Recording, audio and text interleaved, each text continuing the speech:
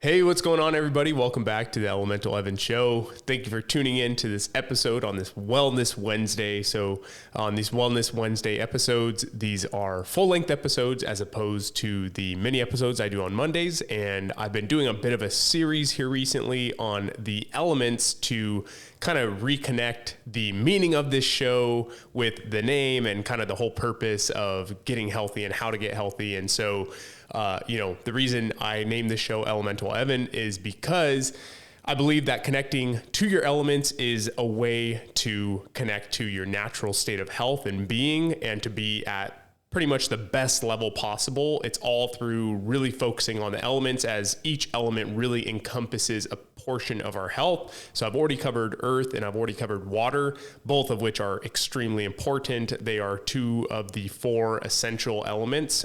Today we're going to be covering fire. We're going to be covering fire, which is the third essential element. Also, one of the elements that not only is on the outside of us, but also within us. So in terms of outside of us, obviously we have the sun, which is like the greatest form or the largest form of fire, but also within us, you can think of fire as being something internal in terms of the heat that our body produces. And in some cultures, also your stomach, because the stomach is believed to be somewhat of like a furnace, or, a place where we generate heat, but also energy, right? So it's truly like a place where you would feed fuel to, that then generates energy for the body. So in many ways, our stomach is kind of our internal fire, and also just the warmth of our body is kind of our internal fire. So if we think of what the fire element represents, we can think of things like ambition, willpower, movement, heat, digestion, enthusiasm, and energy.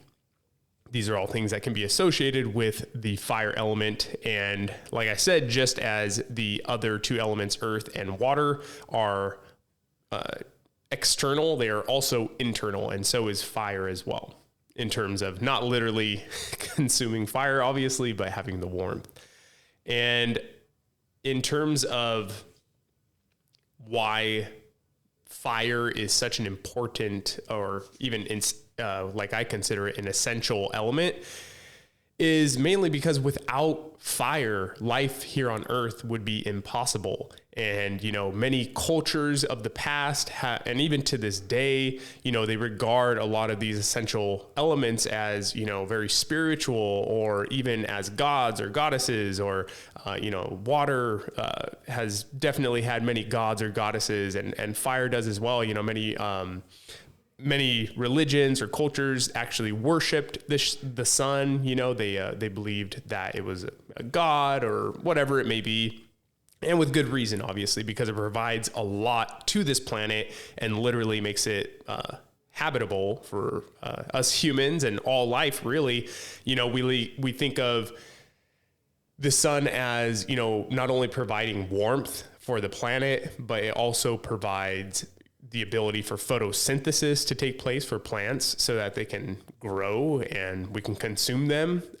It also interacts with our skin, like your skin will receive sunlight, and combined with cholesterol, it will create vitamin D. So, it does a lot of really, really important things. It also helps us to set our internal clock, or our circadian rhythm, so we can link up with the sun. Just literally having the sun on our skin and being outside, having the ambient light entering our eyeballs, this is setting our circadian rhythm. And like I've stated in other episodes before, to set our circadian rhythm, it's important for us to get outside and get sunlight on our skin, because that is literally how we can set the circadian rhythm and get better sleep, because we have developed to really rise with the sun and to set with the sun. So obviously without it, we're not really able to see anything at nighttime. And so historically, everything that we would pretty much do would have been during the daytime, or maybe if there was a full moon and it was very light outside,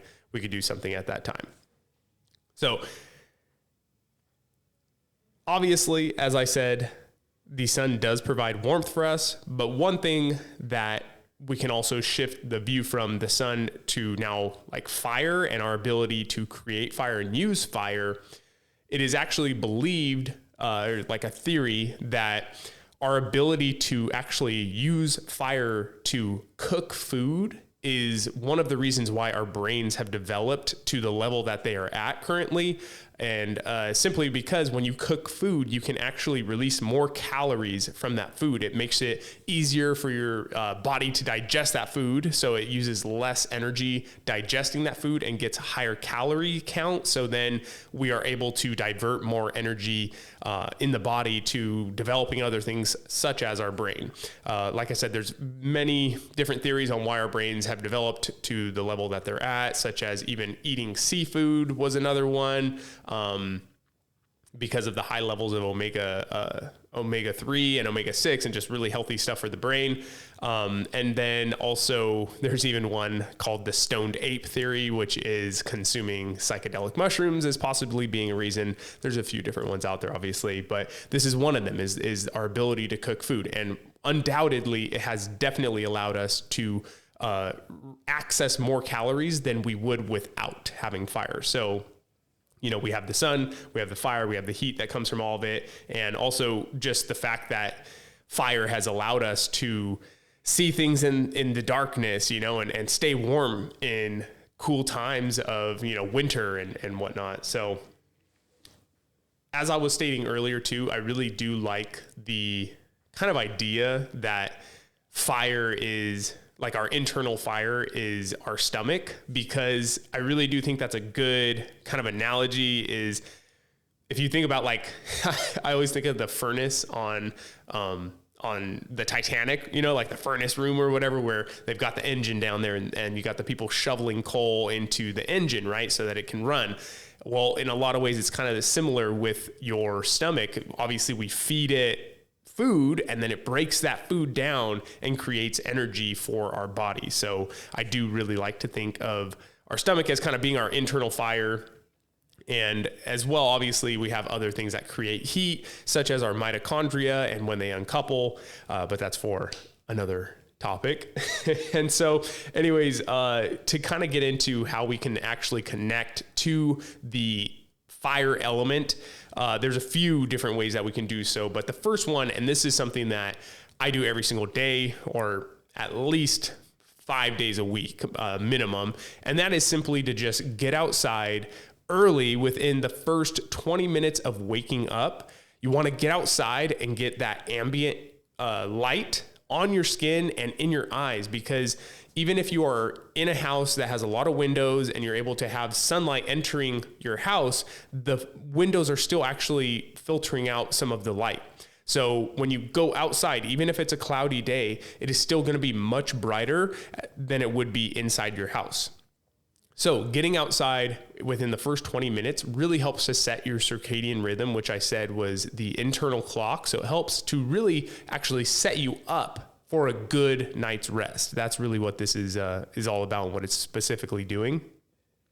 So I always get out in within the first 20 minutes to get that sunlight. And while I'm doing that, I usually stack a lot of the different practices. So like, I go out and I have sandals on, so I'll take those off and I'll be grounding to the earth while maybe I'm drinking some water and also sun gazing, right? So you can really add a lot of these practices together to be more efficient and not have to spend a ton of time doing each one specifically and individually.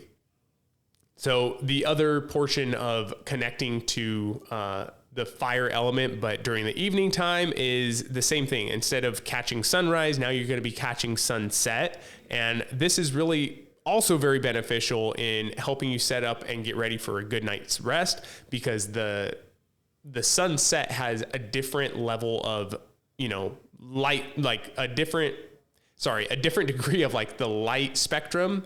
So in the morning time, you're going to have more of that blue light kind of coming in, and even midday, you're going to have that blue light, which is really activating the suppression of melatonin and really kind of keeping you awake and aware and letting your body know that it's midday or early in the day.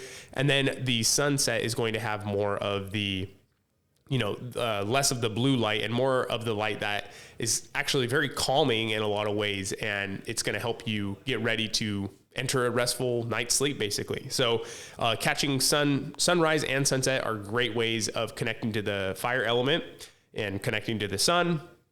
And then as far as the internal flame, you can do a lot of things to improve your digestion, a lot of which I will not just be able to get into because there's too many of them, but definitely a few easy things that you can do are to drink a ginger tea or eat ginger, but I like to just consume it in the form of tea. So a ginger tea in the morning, along with maybe even a squeeze of lemon in there to activate your digestion. It's hydrating, but it's also going to get the juices flowing in your stomach and prep it for digestion. Ginger is really, really great for the stomach and the health of your gut. So just honestly, in general, really great thing to consume. You can also consume pre, pro, and postbiotics. I typically only consume pre and probiotics in terms of being in a capsule form. And I do also consume fermented foods that contain a lot of probiotics, but definitely taking a pre or pro or postbiotic or all three of them, or at least the pre and the pro, are definitely going to be a really good idea in terms of improving digestion and honestly just your overall microbiome, which we are finding out is incredibly important. Your gut health is really tied to all other aspects of your health. So really focusing primarily in the gut is one of the best things you can do, especially for starting off. Then you can also focus on eating whole foods, right? So we want to eat foods that, as I stated in the earth element episode, we want to eat foods that are whole foods. So they're very, very much representative of where they came from, right? So apple, you can tell, came from an apple tree. An orange came from an orange tree. Zucchini came from a zucchini plant. Beef came from a cow. Pork from a pig. Obviously, like we get where this is all going. And you can't find a donut in the wild, and you can't find a Oreo cookie, and you can't find, fill in the blank of processed foods in the wild, basically. So really trying to focus on whole foods. Those are going to really help to benefit your digestion, and they're going to provide as well pre and probiotics and really help develop your microbiome. Then you also have the last portion of this, which is to avoid harmful foods. So these are going to be all the vegetable and seed oils like canola oil, soy oil, soybean oil, corn oil. All of those you really want to avoid. And you also want to avoid processed foods. Once again, the donut, the Oreo, the chocolate chip cookie, all of those. And sugar. Sugar is a huge one. Sugar is going to feed a lot of the bad gut bacteria and can create a state of dysbiosis in your gut, meaning you have more bad gut bacteria than you do have good, which is obviously not what we want. And it can lead to things like even candida. So definitely watch out on the sugar. Now, another way to connect to the fire element is through exercise, because obviously through exercise, we are stoking that internal flame, right? And to connect to the fire element specifically, I really like to do explosive type workouts. This can be with weights or without weights, whichever you prefer, but really, stoking that internal flame and feeling the heat, and being explosive like fire. So those are definitely some ways to create our internal flame. You can also do breath work. There are a lot of breath works, such as the breath of fire, which is known as Bhastrika in Sanskrit, and that is going to stoke the internal flame. You can actually, for people who have done breath work before, you've probably noticed that you will actually start to sweat from certain breath works because it's really stoking that internal flame and creating a lot of warmth within the body. And that is also how a lot of those monks up in the Himalayas can go out there in simple robes into, freezing temperatures, and there's snow outside, and still not get hypothermia or frostbite or anything like that, just simply through doing certain breath works that activate that internal flame. And then the last one, and this is probably the most enjoyable, although sunset and sunrise are pretty enjoyable as well, but sauna is going to be the last one that I'm going to cover. And it's extremely enjoyable for me personally. Maybe not when it's so hot outside, but nonetheless, I still really enjoy sauna. And, just a few things that the sauna can do, having that external heat is, it's a form of detoxification. It will increase metabolism, help in weight loss, increases blood circulation, pain reduction, anti-aging, skin rejuvenation, improved cardiovascular function, improved immune function, improved sleep, stress management, and relaxation. So definitely a ton of benefits from sauna. I actually get my sauna session in every single Thursday, whenever I'm able to, at least, over at Spacebar Wellness in Pasadena. They have a really awesome setup with a ice bath and sauna session as well. And then there's a men's group that I attend every Thursday. It's an awesome time, honestly, and it's a really good opportunity for me to connect to a couple of my elements there. So yeah, those are going to be the ways in which you can connect to the fire element. I highly recommend that you start implementing some of these practices into your day right now. And if you haven't already heard the water and earth shows, then please go ahead and listen to those.